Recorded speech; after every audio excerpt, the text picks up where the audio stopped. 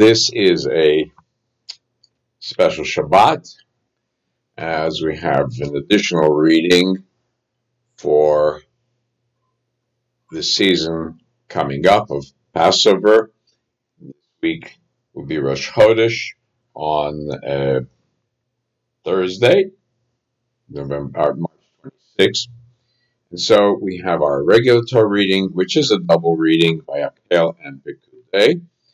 Then the special reading, Parshat Chodesh, which is in Exodus.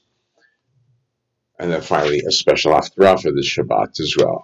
Well, let's begin with the Torah reading itself. These last two portions of the book of Exodus, which are combined this year because of the calendar structure, deal with the actual work of putting together the ornaments and the structures and the decorations and all the paneling and clothing that go on into setting up the Mishkan, the tabernacle, and the vestments of Aaron and the priests. And it concludes a beautiful, dramatic ending, which the Mishkan, the tabernacle, is ready. Children of Israel are ready to march, and the cloud of God is in front of them to lead them by the way. Beautiful, beautiful culmination to the book of Exodus, going from the degradation of slavery up to the culmination of the presence of the Mishkan, where God's presence would be felt among the children of Israel. We'll look at the very beginning, though, on page 373, if you have the Old Hertz Chumash with you. It is chapter 35, verses 1 through 3, which are very relevant for us as we are trying to find ways to enhance our Shabbat. And it starts out, as it is in several other locations, that in the midst of instructions for constructing the Mishkan, the tabernacle, which becomes the paradigm for the temple of King Solomon, later the temple that's rebuilt after the exile. This becomes the paradigm for the Mikdash Ma'at, the small sanctuary, which is the term applied to the synagogue, the Beit Knesset, in future generations. And at the beginning, or somewhere right in the midst of all instructions for the building of this wonderful institution, we have a reminder to keep Shabbat. And so we open with Vayakhel Moshe et kol adat bnei Yisrael vayomar alehem Ele hadvarim asher tzivah Adonai la'asot otam shesh yamim ta'aseh melacha v'yom hashvi'i yeh lachem kodesh Shabbat Shabbaton l'Adonai kol oseh bo melacha yomat lo tivaru esh b'chol moshvotechem b'yom haShabbat. Moses assembled all the congregation of the children of Israel and said unto them, these are the words which the Lord has commanded that you should do them. 6 days shall work be done, but on the seventh day there shall be to you a holy day, a Sabbath of solemn rest to the Lord. Whosoever does any work therein shall be put to death. Shall kindle no fire throughout your habitation upon the Sabbath day.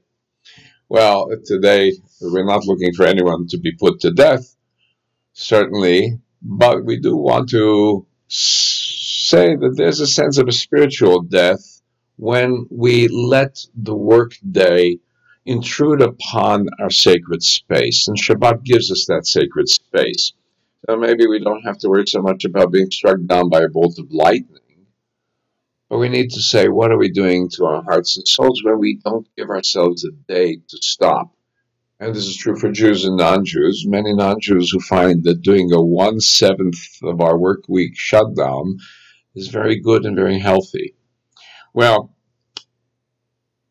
we also raise the question, what is work? And it gives us one example. The Bible is very scarce in terms of the examples of the word work. It uses the word melacha in Hebrew. This has often been explained as constructive work, work that involves permanent objects, acts of commerce, acts of industry, acts of agriculture, things that leave a permanent change in our world. rather than just physical exertion. So exercise, for example, is not an example of work, as much as you may sweat, whereas for very, very pious Jews, striking a match, carrying a handkerchief, flipping on a switch would be examples of work. Where do we get this idea from? How do we define it? The last line here of this section, verse 3, that I just read, only talks about not having a fire burning in your habitations. Well, some Jews interpreted it long ago, the Sadducees and the Karaites, that no fire should be lit at all throughout the entire Shabbat, and so better to sit in the darkness and the cold than to violate that reading. However, the general consensus of the Jewish sages, the rabbanim, the rabbis throughout the ages, was that Shabbat is an oneg. We're not supposed to suffer. And so let's find ways to enjoy light and warmth on Shabbat by lighting before time, by having the fire prepared, the lighting of the candles, the preparing of the food in the kitchen before, having heat going on in the oven at a low temperature before Shabbat, so that we would thereby enjoy Shabbat. Now we come to our modern dilemma, because we depend so much on electricity. So for many Jews, electricity is an example of fire, and therefore electric equipment and utensils are not used. Yet there are many other commentators and sages who say that electricity does not fit the description in Jewish law of fire, and that perhaps there may be other issues involved in starting a circuit or opening and closing something, even though it is questionable as to whether there really exists a physical entity in an electric circuit that is open and closed. So we can go into all of those issues at another time. In general, conservative rabbis have suggested that electricity per se is not fire, and it may be used in order to enhance Shabbat. Of course, we get into further problems about social media tools. Are those appropriate for Shabbat? If we're allowing electricity, and batteries electricity, and we're saying that that per se is not a problem, is social media good? Is it kosher? Or are we allowing the outside world to interfere with our Shabbat?